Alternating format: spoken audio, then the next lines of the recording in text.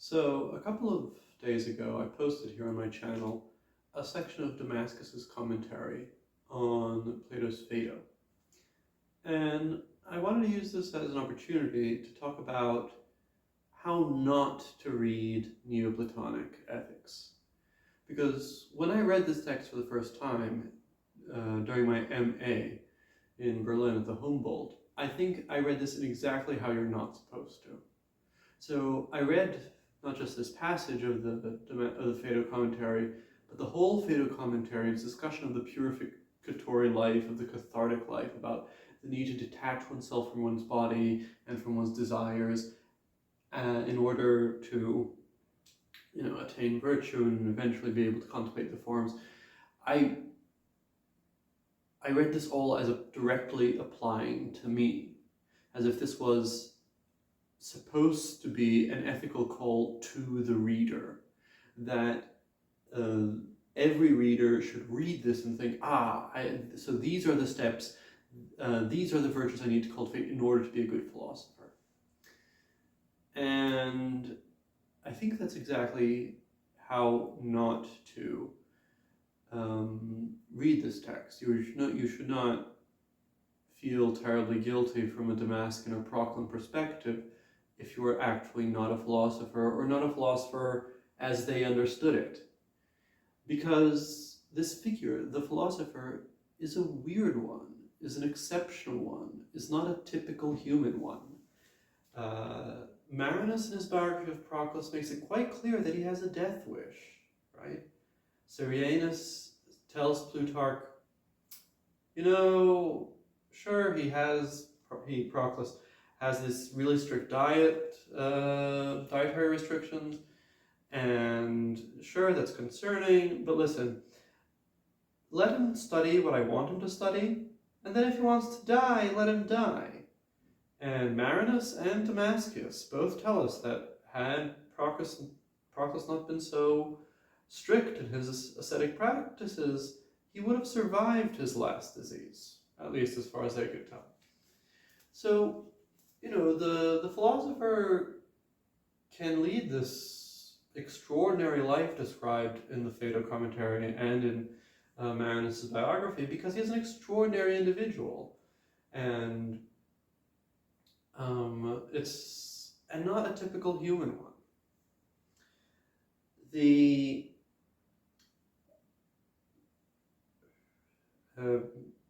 hierarchy of virtues that Neoplatonic philosophers developed, starting with natural virtues such as natural predispositions, social, political, then purifying, contemplative, theurgic virtues. This is not a ladder that everyone is expected to climb. This is a way of making sense of what are the excellences for different people in different circumstances of life. For some people, for some very unique gifted people, they will climb all the way to the top. But that is not the purpose of this list, as if to demand this of every single soul.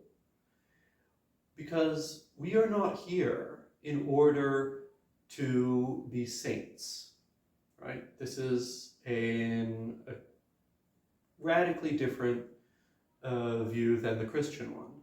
And I think we come to these Platonic texts often with the expectation that they all have an immediate bearing on each and every one of us because of a Christian background, right? So because of this idea of Christianity as Platonism for the masses.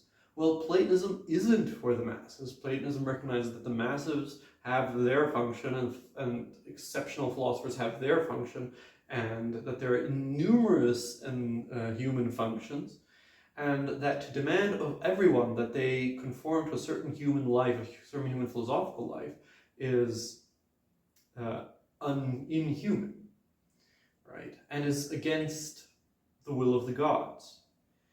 Because the gods are each of them a different goodness, each of them a unique goodness. So the Dionysian life and the Apollinian life, right?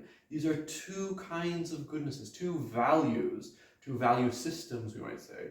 Dionysius is a value in light of which certain things are attractive and other things are repulsive. Apollo has a different organization of the world. and so on for each of the gods. There is a sense in which all of these values ultimately cohere, but each of them is a distinct style, is a distinct person, is a distinct value in this sense. Each of them is a goodness, right, in Proclus's language, and Agathotis.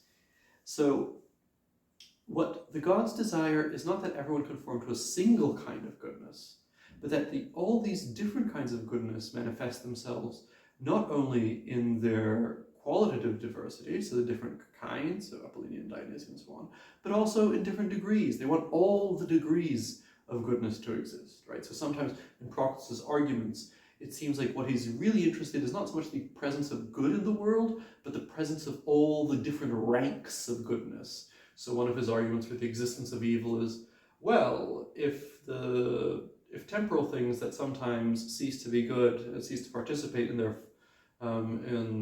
forms and suffer privation didn't exist, then the eternal forms, those would be the very last things, and that would be awful. And why would that be awful? Well, it's because what it means to have to agathon as the principle of the system is that value is the principle of the system, and every kind of value, every ranking has to exist. So, and so that's why you can't just stop arbitrarily with the perfect things. You need the imperfect things, and you need every kind of imperfect thing. And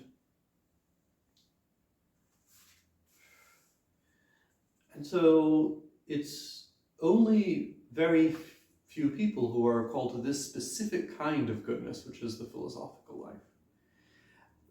And we humans have a crucial role to play in this plan of expressing all the different kinds of goodnesses. Because human beings, as rational animals, are the level in which all the different divine goodnesses can be expressed in a rational way, so in a verbal way, in a symbolic fashion, right? And this is what we're here for. We are here to express the mysteries and the secret things of the gods in every possible way, right?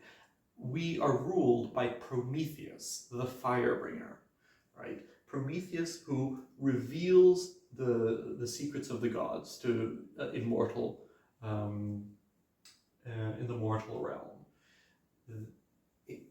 Our model is not an instance of reversion, of returning to the gods, of returning to our causes. Our model is not someone like Jesus of Nazareth, right?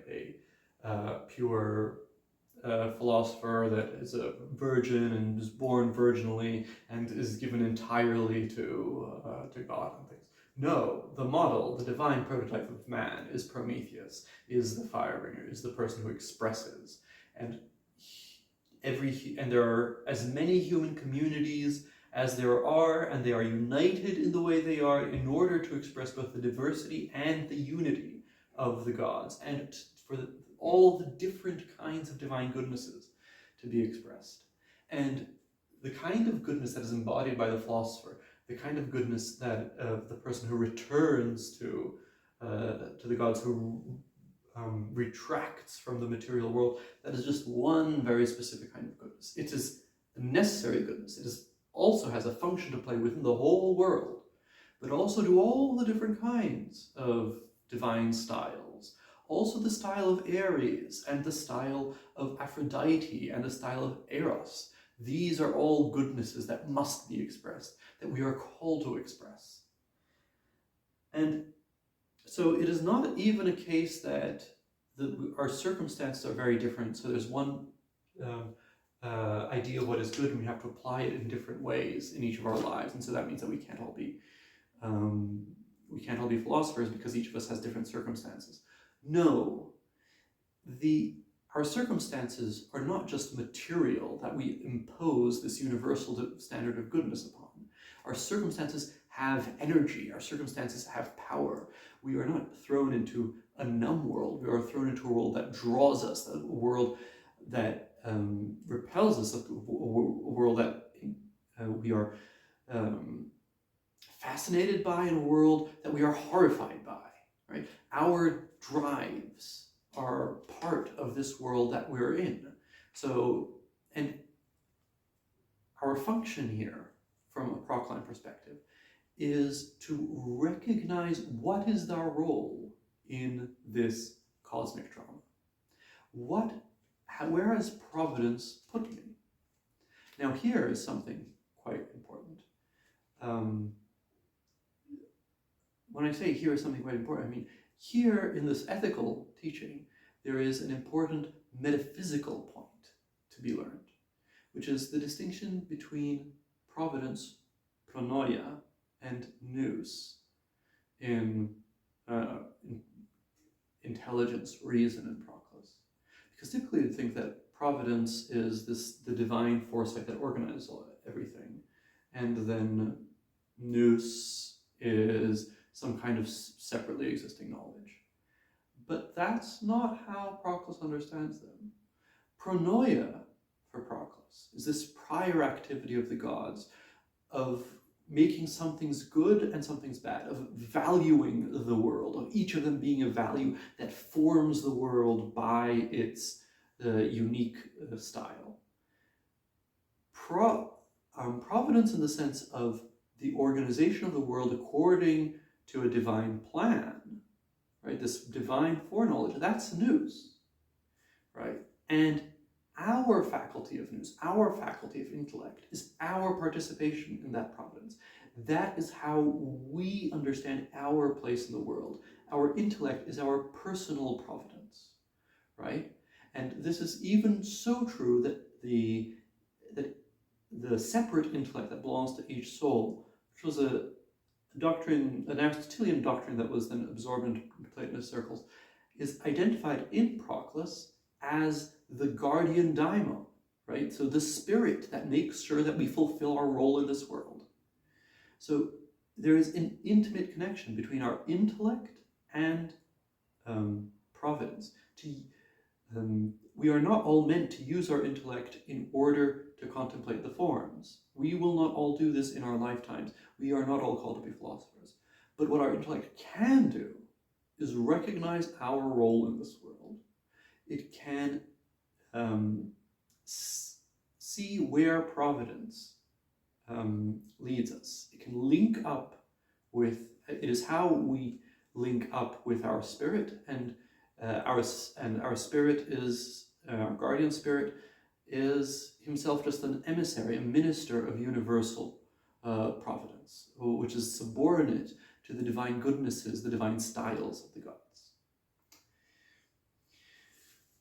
So that's my little warning about how not to read a Neoplatonic ethical text. And I hope to develop some of the points that I raised here about Prometheus and about goodnesses and nous and pronoia in future videos.